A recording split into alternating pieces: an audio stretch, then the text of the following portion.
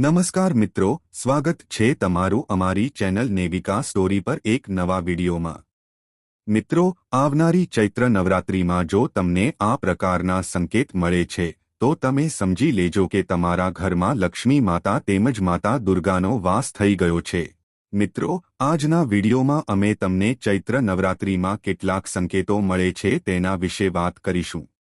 જો મિત્રો તમે આ સંકેતોને સરખી રીતે ઓળખી લેશો તો તમે સમજી શકશો કે તમારા ઘરમાં સાક્ષાતમાં કુળદેવીનો વાસ થઈ ગયો છે। મિત્રો, આ સંકેતો તો એટલા શુભ હોય છે કે જેનાથી તમારું નસીબ આખું બદલાઈ શકે છે અને જો તમે આ સંકેતો ઉપર કામ કરો છો તેમજ અમુક એવા કાર્યો કરો છો તો મિત્રો તમને સાક્ષાત માતાજીની કૃપા પ્રાપ્ત થઈ શકે છે અને માં કુળદેવીનો વાસ તમારા ઘરમાં થઈ શકે છે। મિત્રો, ચૈત્ર નવરાત્રિ આવે એના પહેલા આપણને ઘણા એવા સંકેતો મળે છે કે જેને આપણે જરૂર ઓળખવા જોઈએ। પણ મિત્રો, અમુક લોકો હોય છે આ બધા સંકેતોને નકારી દેતા હોય છે। પણ જો તમે પોતાના ઘરે સુખ સમૃદ્ધિ મેળવવા માંગતા હોવ તો મિત્રો તમારે આ સંકેતોને જરૂર ઓળખી લેવા જોઈએ કે જે અમે તમને આ વિડીયોમાં જણાવવાના છીએ। આથી મિત્રો, આ વિડીયોને અંત સુધી જોવા વિનંતી કે જેથી કરીને તમે જાણી શકશો કે તમારા ઘરમાં માતાજીનો વાસ આ સંકેતો દ્વારા થઈ શકે છે। તો મિત્રો, વિડીયોમાં આગળ વધતા પહેલા જો તમે ઈચ્છતા હોવ કે લક્ષ્મી માતાની કૃપા તમારી ઉપર સદા બની રહે તો આ વિડીયોને લાઇક કરી અને કમેન્ટમાં જય માં લક્ષ્મી જરૂર લખી દેજો।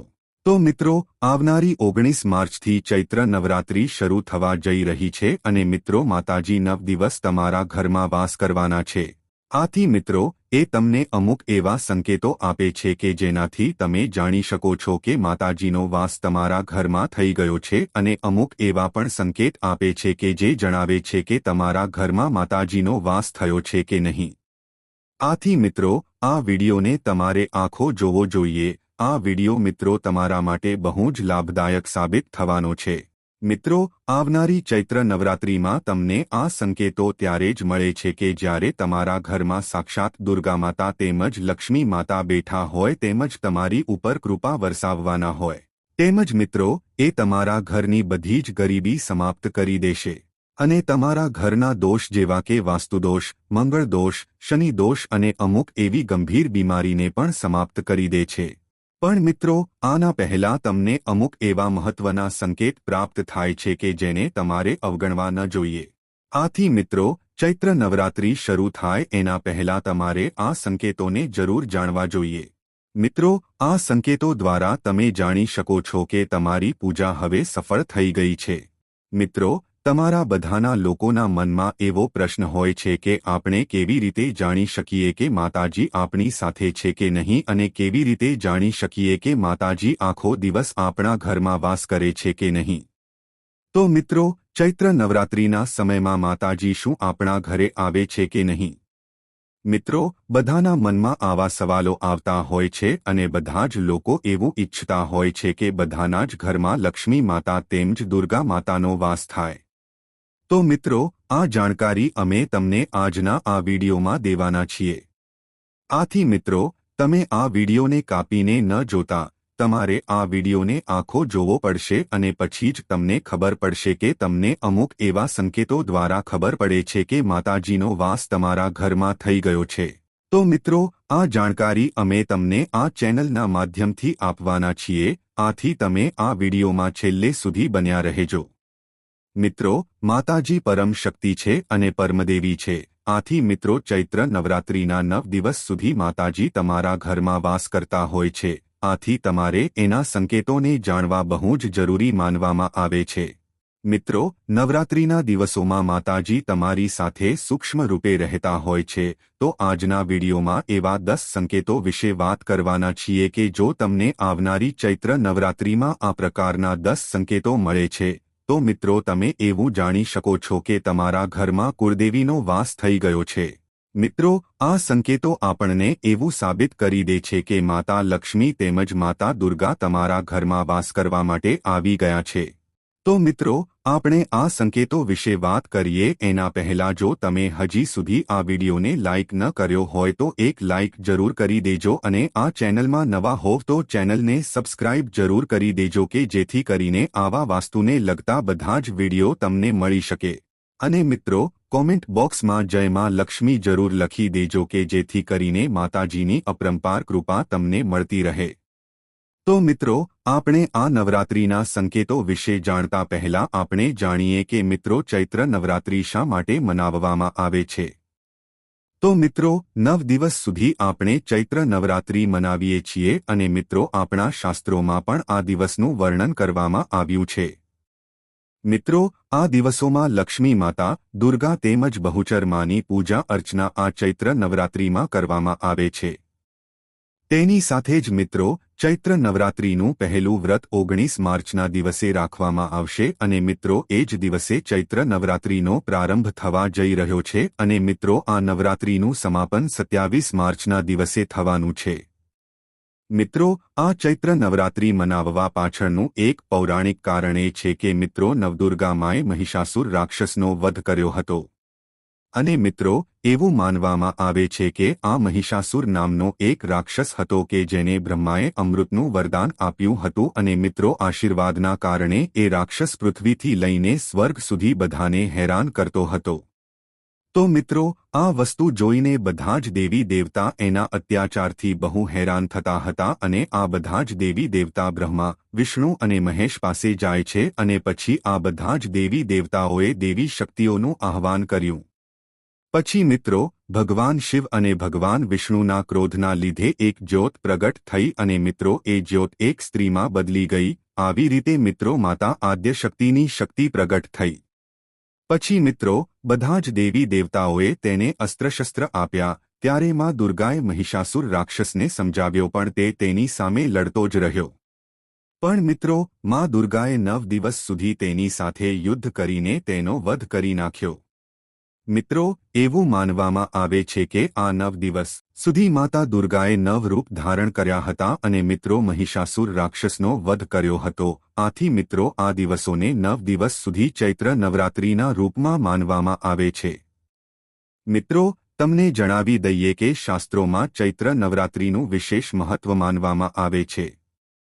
મિત્રો, એવું મનાય છે કે 9 દિવસ સુધી ચાલવાવાળી ચૈત્ર નવરાત્રિ દરમિયાન વ્યક્તિ માનસિક અને શારીરિક રૂપથી મજબૂત થઈ શકે છે તેમજ મનુષ્યની આધ્યાત્મિક શક્તિ વધતી જાય છે। આનાથી મિત્રો એક માણસ ઈર્ષા અને લાલચથી મુક્ત થઈ જાય છે અને તેનું મન અને શરીર શુદ્ધ થઈ જાય છે। તો મિત્રો, આવો હવે આપણે જાણીએ કે ચૈત્ર નવરાત્રિમાં જો તમને આ પ્રકારના 10 સંકેતો મળે છે તો મિત્રો તમારે એવું માનવું જોઈએ કે સાક્ષાત માતા લક્ષ્મી તેમજ દુર્ગા માતાનો વાસ તમારા ઘરમાં થઈ ગયો છે। આથી મિત્રો તમે આ વિડીયોને છેલ્લે સુધી જોજો। આપણે જાણીએ કે આવનારી ચૈત્ર નવરાત્રિમાં એવા કયા 10 સંકેતો મળે છે। તો મિત્રો આ પ્રકારના સંકેતોથી તમે એવું જાણી શકો છો કે સાક્ષાત માતાજીનો વાસ તમારા ઘરમાં થઈ ગયો છે અને તમારા ઘરમાં માતાજી બિરાજમાન છે। તો મિત્રો આવો આપણે પહેલા સંકેત વિશે વાત કરીએ। તો મિત્રો જ્યારે પણ ચૈત્ર નવરાત્રિ શરૂ થવાની હોય તેના પહેલા અથવા તો ચૈત્ર નવરાત્રિના દિવસોમાં જ્યારે પણ તમે માતાજીની પૂજા અર્ચના કરો ત્યારે જો મિત્રો તમારી આંખમાં આંસુ આવી જાય તો મિત્રો તમારે એવું સમજવું જોઈએ કે તમારા ઘરમાં સાક્ષાત માતાજીનો વાસ થઈ ગયો છે। મિત્રો આપણે આમ તો રોજ ભગવાનની પૂજા અર્ચના કરીએ છીએ પણ મિત્રો રોજ આપણી આંખમાં આંસુ નથી આવતા। પણ જો ચૈત્ર નવરાત્રિ દરમિયાન મિત્રો તમને તમારી આંખમાં આંસુ આવે છે તો તમારે એવું સમજવું જોઈએ કે માતાજી તમારા ઘરમાં વાસ કરવા માટે આવ્યા છે।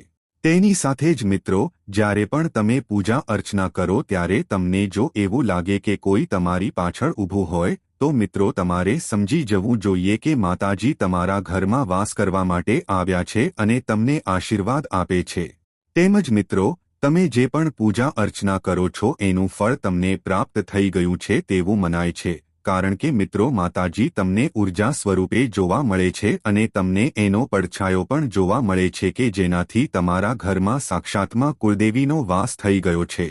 તેમજ મિત્રો આપણે બીજા સંકેત વિશે વાત કરીએ તો મિત્રો જુઓ, ચૈત્ર નવરાત્રિના દિવસોમાં તમે જ્યારે પણ પૂજા અર્ચના કરતા હોવ ક્યારેક અથવા તો મિત્રો આ દિવસોમાં કોઈ પણ સમયે જો મિત્રો તમારી ઉપર આજ્ઞો આવીને બેસે છે તો મિત્રો તમારે સમજવું જોઈએ કે આ એક માતાજીનો સંકેત હોઈ શકે છે। મિત્રો આજ્ઞાને માતાજીનો સેવક મનાય છે। તેમજ મિત્રો આપણે ત્રીજા સંકેત વિશે વાત કરીએ તો જો મિત્રો તમે આવનારી ચૈત્ર નવરાત્રિના દિવસોમાં સૂતા હોવ અને અચાનક અડધી રાત્રે તમારી ઊંઘ ઉડી જાય છે તો મિત્રો તમારે સમજવું જોઈએ કે આ એક માતાજીનો સંકેત હોઈ શકે છે અને માતાજી તમારી સાથે હોઈ શકે છે અને માતાજી તમને જગાડવા માંગે છે। તેમજ જો મિત્રો માતાજી તમારા ઘરમાં બિરાજમાન હોય તો મિત્રો તમને ધૂપની સુગંધ આવી શકે છે। સાથે જ મિત્રો તમને ચમેલીનું ફૂલ અથવા મોગરાનું ફૂલ હોય એની પણ તમને સુગંધ આવી શકે છે। ભલે તમારા ઘરમાં મિત્રો આ ફળફૂલ ન હોય તો પણ તમને આની સુગંધ આવી શકે છે। મિત્રો આપણે આના પછીના સંકેત વિશે વાત કરીએ તો મિત્રો આ ચૈત્ર નવરાત્રિ દરમિયાન જો તમને સપનામાં કોઈ નાની કન્યા જોવા મળે છે તો મિત્રો આ એક બહુ શુભ સંકેત માનવામાં આવે છે। કારણ કે મિત્રો નાની દીકરી હોય એટલે કે નાની કન્યાને મિત્રો આપણે લક્ષ્મી માતાનું સ્વરૂપ માનીએ છીએ। તો મિત્રો જો આવનારી ચૈત્ર નવરાત્રિમાં તમને કોઈ નાની કન્યાનું સપનું આવે છે અથવા તો તમને કોઈ લાલ ચુંદડી જોવા મળે છે તેની સાથે જ તમને જો સપનામાં લાલ કલરની ધજા દેખાઈ જાય તો મિત્રો તમારે એવું સમજવું જોઈએ કે માતાજી તમારી સાથે જ છે અને તમારા ઘરમાં વાસ કરે છે। તેની સાથે જ મિત્રો જ્યારે પણ તમે દીવાબત્તી કરો છો તો મિત્રો જુઓ આ દીવાની જ્યોત એમ જ સીધી દિશામાં સળગવા લાગે તો મિત્રો તમારે સમજવું જોઈએ કે સાક્ષાતમાં કુળદેવીનો વાસ તમારા ઘરમાં થઈ ગયો છે અને તમારા ઘરમાં સુખ સમૃદ્ધિનો વાસ થશે। તો મિત્રો જો તમને આ પ્રકારના સંકેત આવનારી ચૈત્ર નવરાત્રિના દિવસોમાં મળે છે તો તમારે એવું સમજવું જોઈએ કે સાક્ષાત લક્ષ્મી માતા તેમજ માતા દુર્ગાનો વાસ તમારા ઘરમાં થઈ ગયો છે। મિત્રો તમે જે પણ દેવી દેવતાઓની પૂજા અર્ચના કરતા હોવ અને જો ચૈત્ર નવરાત્રિમાં તમને આવા સંકેત મળે છે તો મિત્રો તમારે સમજવું જોઈએ કે માતાજીનો વાસ તમારા ઘરમાં થઈ ગયો છે। મિત્રો આવા સંકેતો તમને ત્યારે જ મળે છે કે જ્યારે તમે પૂરી શ્રદ્ધાથી માતાજીની પૂજા અર્ચના કરતા હોવ અને મિત્રો તમે સારા કર્મો કરતા હોવ ત્યારે જ તમને આ પ્રકારના સંકેત મળે છે। તેમજ મિત્રો જો આવનારી ચૈત્ર નવરાત્રિના દિવસોમાં તમારા ઘરના આંગણે મિત્રો ગાય માતા આવે છે તો તમારે આ શુભ સંકેત માનવો જોઈએ અને મિત્રો જો તમારા ઘરની આજુબાજુમાં ગાય માતા એમ જ ફરતા હોય તો તમારે આ એક શુભ સંકેત માનવો જોઈએ। તો જ્યારે પણ મિત્રો નવરાત્રિના દિવસોમાં જો તમને આ સંકેત મળે છે તો તમારે ગાય માતાને એક શુદ્ધ ઘીવાળી રોટલી જરૂર ખવડાવવી જોઈએ કે જેનાથી મિત્રો તમને સાક્ષાત માતાજીની કૃપા પ્રાપ્ત થઈ શકે છે। તેમજ મિત્રો નવરાત્રિના દિવસોમાં જો તમારા ઘરમાં મધમાખી આવે છે તો તમારે આ એક શુભ સંકેત માનવો જોઈએ। મિત્રો મધમાખીને માં દુર્ગાનું સ્વરૂપ માનવામાં આવે છે। આથી જ તો મિત્રો જે ઘરમાં પણ ચૈત્ર નવરાત્રિમાં મધમાખી આવે છે અથવા તો જે કોઈના ઘરમાં પણ મધમાખી પૂડો બાંધે છે તો મિત્રો તમારે સમજવું જોઈએ કે તમારા ઘરમાં માતાજીનો વાસ થઈ ગયો છે। તેમજ મિત્રો જો ચૈત્ર નવરાત્રિના દિવસોમાં તમારા ઘરે જો કાળી કીડીઓની લાઈન નીકળે છે અથવા તો કીડીઓનું ટોળું નીકળે છે તો મિત્રો તમારે સમજી જવું જોઈએ કે તમારા ઘરમાં માતાજીનો વાસ થઈ ગયો છે। મિત્રો જે કોઈ લોકોના ઘરમાં નવરાત્રિના દિવસોમાં કીડીઓ આવતી જોવા મળે છે તો મિત્રો આ એક શુભ સંકેત માનવો જોઈએ। મિત્રો આ એક માતાજીનું જ સ્વરૂપ હોય છે કે જેનાથી તમારા ઘરની પ્રગતિ થઈ શકે છે। તેમજ મિત્રો જો નવરાત્રિના દિવસોમાં તમારા ઘરે કોઈ પણ ભિક્ષુક આવે છે તો મિત્રો તમારે એને ખાલી હાથે ન જવા દેવો જોઈએ। મિત્રો એવું માનવામાં આવે છે કે જો આવનારી ચૈત્ર નવરાત્રિના દિવસોમાં કોઈ પણ ભિક્ષુક આપણી ઘરે કંઈ પણ વસ્તુ માંગવા આવે છે તો મિત્રો આપણે તેનો ઇનકાર ન કરવો જોઈએ। આપણે તેનું સન્માન કરીને તેને આપણી યથાશક્તિ પ્રમાણે કાંઈ ને કાંઈ વસ્તુ જરૂર આપવી જોઈએ। મિત્રો જો આપણે તેને ધન અનાજ અથવા તો ભોજન આપીએ છીએ તો આપણને સાક્ષાત માતાજીના આશીર્વાદ પ્રાપ્ત થઈ શકે છે અને જો મિત્રો આપણે તેને કોઈ પણ વસ્તુ આપતા નથી અને આપણે તેનું અપમાન કરીએ છીએ તો મિત્રો માતાજી આપણાથી ક્રોધિત થઈ શકે છે। કારણ કે મિત્રો નવરાત્રિના દિવસોમાં માતાજી કોઈપણ સ્વરૂપમાં આપણી પરીક્ષા લેવા આવી શકે છે. આથી આપણે આ સંકેતોને એમ જ જવા દેવા ન જોઈએ અને જો આપણે આ ભૂલ કરીએ છીએ તો મિત્રો આપણને બહુ મોટી સમસ્યાનો સામનો કરવો પડી શકે છે. આથી જો તમને આવા સંકેતો જોવા મળે છે તો મિત્રો તમારે શું કરવું જોઈએ એના વિશે વાત કરીએ. જો મિત્રો તમને આવનારી ચૈત્ર નવરાત્રિના દિવસોમાં આ પ્રકારના સંકેત મળે તો સંકેત જ્યારે મળે એના પછી મિત્રો તમારે પોતાના ઘરે ધૂપ પ્રગટાવવો જોઈએ અને મિત્રો આ ધૂપ તમારે આખા ઘરમાં જ ફેરવી દેવો જોઈએ. અને મિત્રો જ્યાં પણ તુલસી માતાનો છોડ તમે રાખેલો હોય ત્યાં તમારે એક શુદ્ધ ઘીનો દીવો પ્રગટાવવો જોઈએ અને લક્ષ્મી માતાના નામનો જાપ કરવો જોઈએ. આથી મિત્રો તમને આ સંકેતો દ્વારા એવું જાણવા મળે છે કે માતાજી તમારા ઘરમાં બિરાજમાન છે અને તમને આશીર્વાદ આપે છે કે જેનાથી મિત્રો તમારા ઘરની પ્રગતિ થાય છે તેમજ તમારા ઘરમાં જો ગરીબી હોય તો એ પણ સમાપ્ત થઈ જાય છે અને તમારા ઘરના સભ્યોનું સ્વાસ્થ્ય પણ સારું થઈ શકે છે. તો મિત્રો આવો હવે આપણે જાણીએ કે તમારે આવનારી ચૈત્ર નવરાત્રિના 9 દિવસ સુધી એવી કઈ ભૂલ ન કરવી જોઈએ અને મિત્રો એવા કયા કાર્યો ન કરવા જોઈએ કે જેનાથી તમે મિત્રો માતાજીના ક્રોધથી બચી શકો. અને મિત્રો જો તમે આ ભૂલ કરો છો તો મિત્રો માતાજી તમારાથી બહુ ક્રોધિત થઈ જશે અને તમને શ્રાપ આપશે કે જેનાથી તમારે ઘણી બધી મુશ્કેલીઓનો સામનો કરવો પડી શકે છે અને તમારે નરકમાં જવાનો વારો આવે છે. તો મિત્રો ચૈત્ર નવરાત્રિ શરૂ થાય એટલે કે મિત્રો ચૈત્ર નવરાત્રિના 9 દિવસ સુધી તમારે સાત્વિક વિચારોની સાથે દિવસ વ્યતીત કરવો જોઈએ.